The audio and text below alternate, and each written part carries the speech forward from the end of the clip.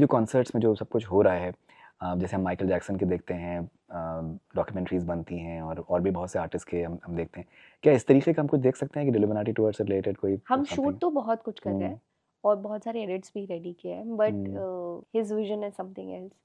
He still wants to kind of wait for it and wait for the right moment with the right team.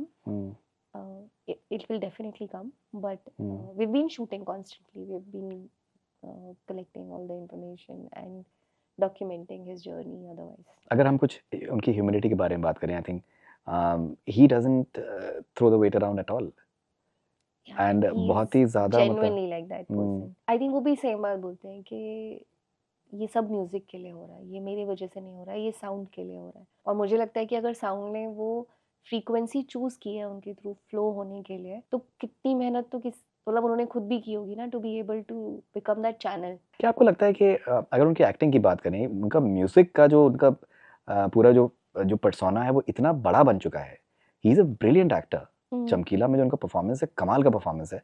आपको लगता है कि शायद उतना highlight नहीं होता है उनके एक्टिंग का जितना कि मे बी होना चाहिए? He is one of the best maybe actors that we have as of now. Maybe because he's doing very limited roles and not picking up any film left, right, center. Like he receives a lot of projects, but he's been only able to pick up, or he's only uh, selecting very, very few projects that he feels very close to. But whatever he has done, like for example, Chamkila is, I think, one of the best films in Indian film industry.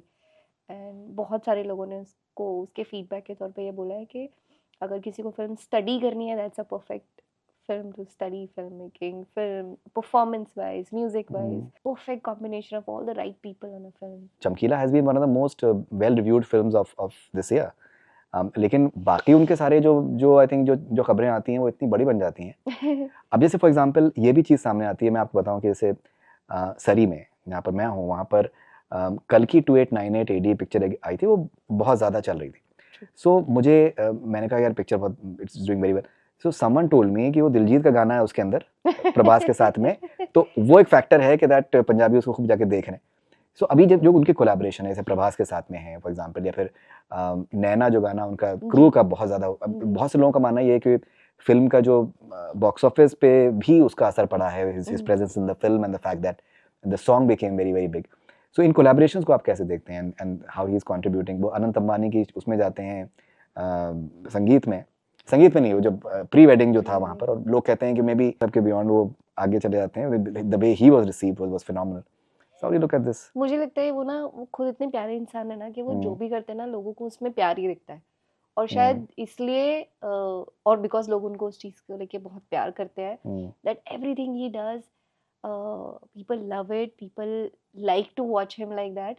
और वो दिलजीत से भी बहुत honesty से आता है, कुछ fake नहीं दिखाने की कोशिश हो रही है, कुछ ऊपर से कुछ जताने की कोशिश नहीं है. जो जैसा है वो वैसा ही उसको फुल एंजॉय करके, whether it is his film और इट्स अ मनी वेडिंग और परफॉर्मेंस और नैना सॉन्ग और any subject that he is taken, वो इतने प्यार से उसको फुल एंजॉय करके परफॉर्म करके डिलीवर करते हैं ना कि वो शायद वही ट्रैवल करते हैं आगे. मैंने प्रभास को वैसे आज तक नहीं देखा जैसा वो दिलजीत के साथ में उन्होंने वो जो बहुत स्वीट पगड़ी पहन के जिन्होंने किया है. I think that was phenomenal. That's very kind of him कि उन्होंने वो कॉस्ट्यूम पहनने के लिए भी एग्री किया. He was very excited, that meeting was really beautiful. और हम लोग तो, दिलजीत भी और मैं भी, हम लोग तो वो बाहुबली के फैन थे ना. Like we were really looking forward to that moment where we see this Baahubali in this Punjabi attire, and that actually looked really good on him.